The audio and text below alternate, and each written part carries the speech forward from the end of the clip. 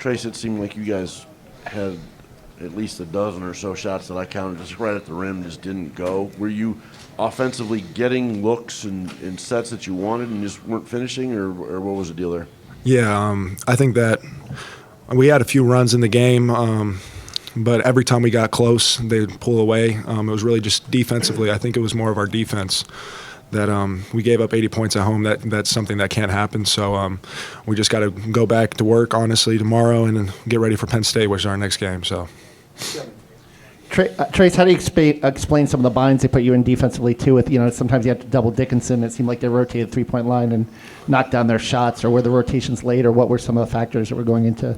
Yeah, so defensively, when we were doubling him, we were supposed to wait on his crab when he started to dribble the ball, and we weren't doing that.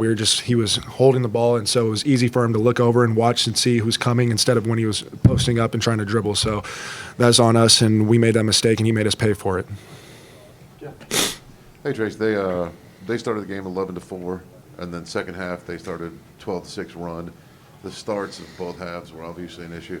Was there any letdown from the emotion of the Purdue win, or kind of what happened at the start of both halves? It's honestly on us. That falls on us.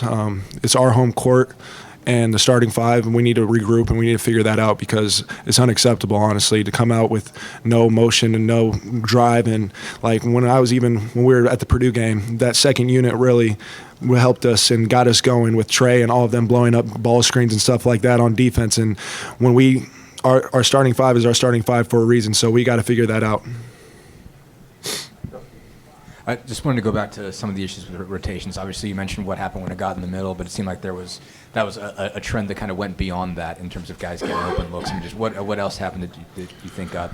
Yeah, so obviously with Hunter shooting the ball like that and our guards getting drilled on screens, we were supposed to switch or veer if they can dive on the ball screen. So I take the guy and then our guard stays up, but they kept thinking that he was rolling, but he was popping. So he was getting wide open shots at the top of the key. So it's just something that we're going to have to watch him film and then go back over. And then obviously in the double team, like I explained how he's crabbing, he didn't crab. So he was just turning and looking and seeing the whole floor and he's watching that double come. So he's just passing to the guy that's doubling.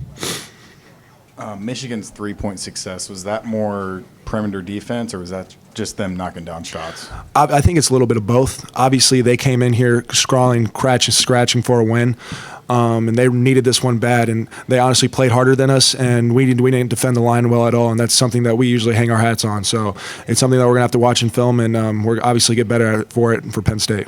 Okay, we're done. Coach is on his way.